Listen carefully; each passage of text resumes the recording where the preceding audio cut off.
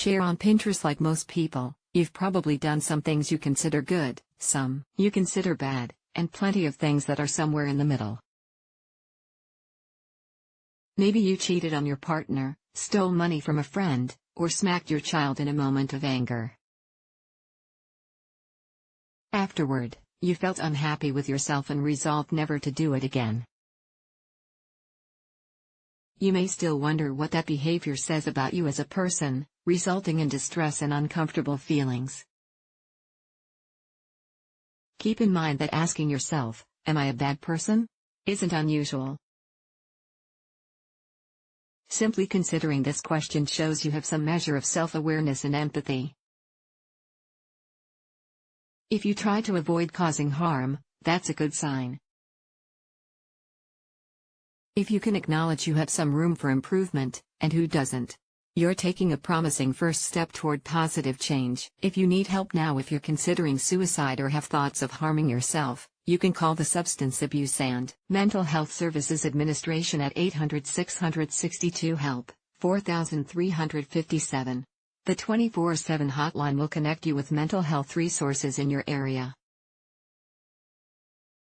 Trained specialists can also help you find your state's resources for treatment if you don't have health insurance.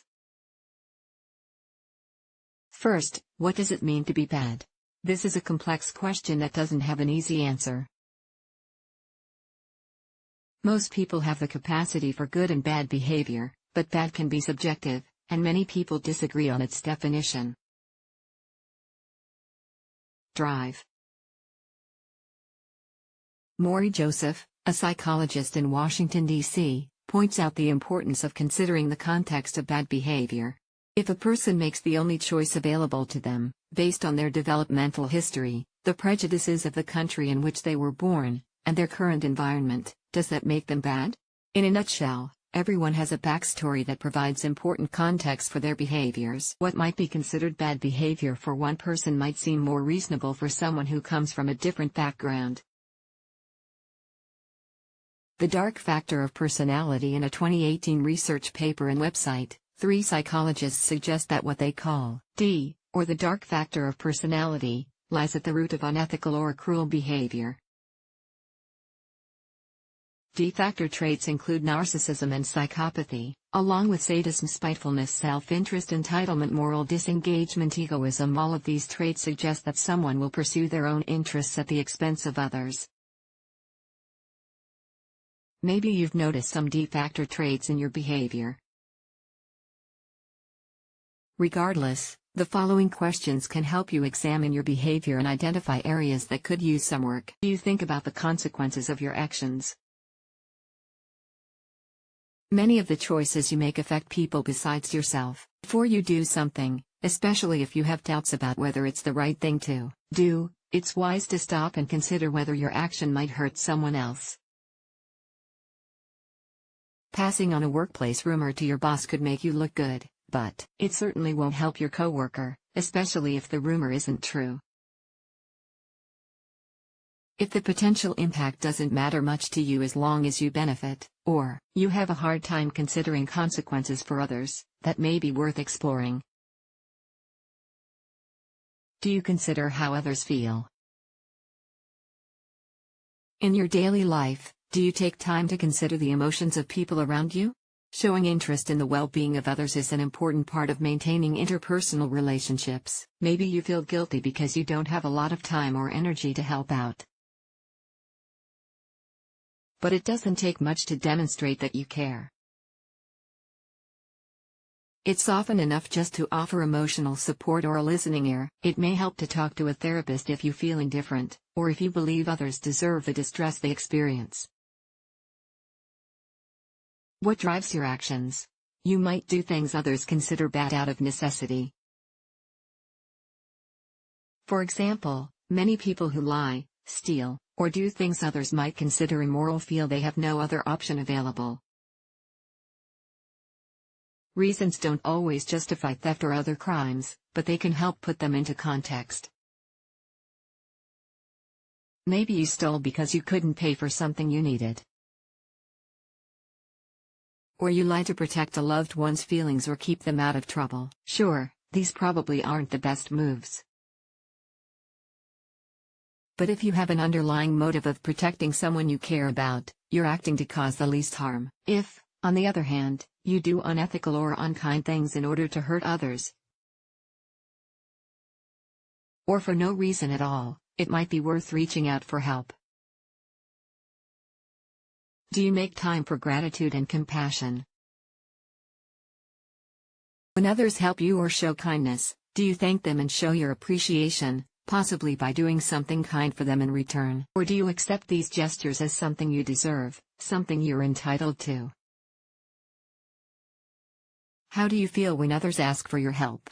Do you try to help them get what they need, or do you brush off their requests without making any effort to offer support?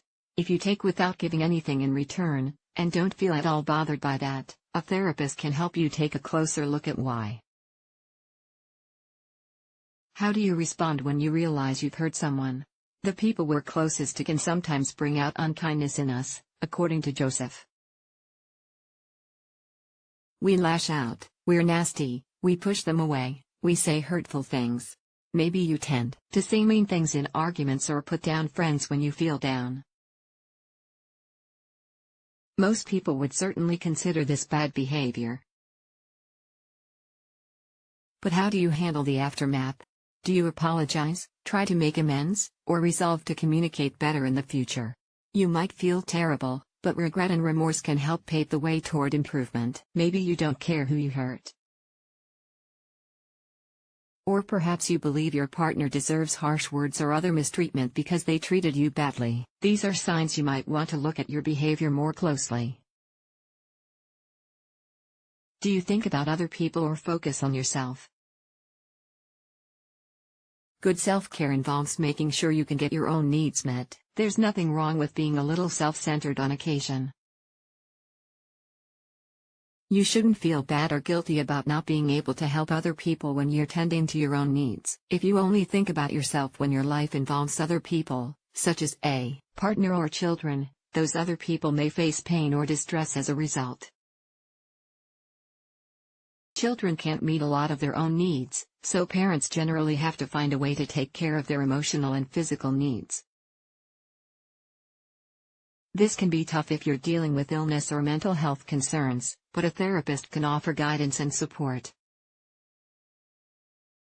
Professional support can also help if you feel like you don't really care about anyone else. So, what next? You've done some introspection and asked yourself some hard questions. Maybe you realize that there are some aspects of yourself that could use improvement. Everyone is capable of change. If you've tried and failed to change, you might feel like there's no point in trying again. It might seem easier to just stay as you are. Simply choosing not to do bad things can push you in the right direction. Committing to telling fewer lies, for example, is a significant step. Here are a few other pointers to help you move forward. Spend time with different people. A small world can limit your view. Spending time with a variety of people, even those you think you don't have much in common with, can help you have more compassion for people from all areas of life. Reading and listening to human interest stories and memoirs can also help expand views around people of different cultures. Choose random acts of kindness. Doing something nice for someone benefits them, of course. But it also has mental health benefits for you. If you find it difficult to care about others, doing one kind act each day can help you develop more compassion. Consider the consequences instead of acting on impulse when you want something. Ask yourself if your behavior might have a negative impact on anyone. Simply taking a moment to think about this can help you remember that your actions don't just affect you. It's not always possible to avoid hurting everyone.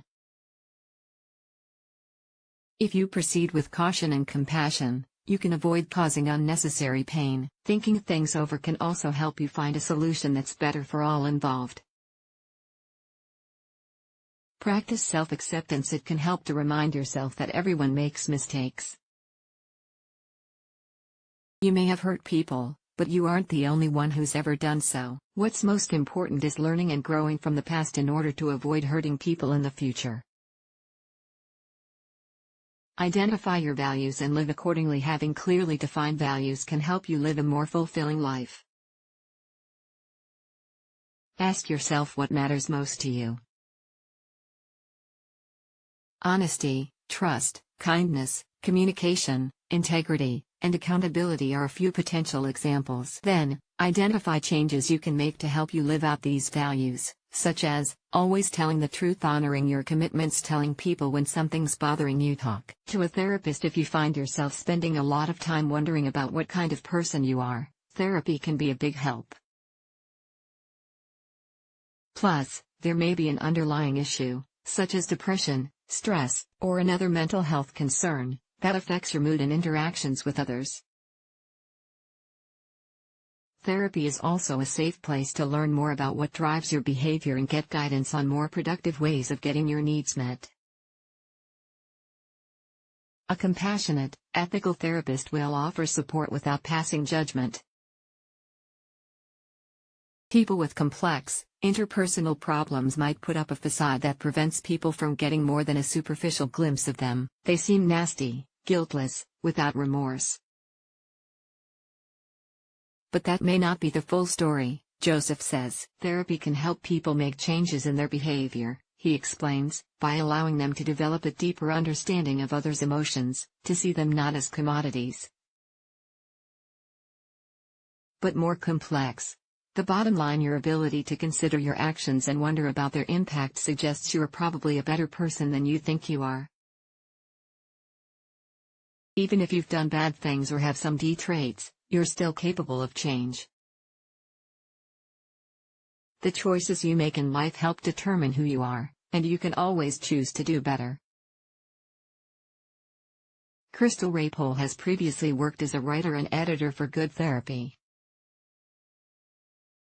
Her fields of interest include Asian languages and literature, Japanese translation, cooking, natural sciences, sex positivity, and mental health. In particular, she's committed to helping decrease stigma around mental health issues.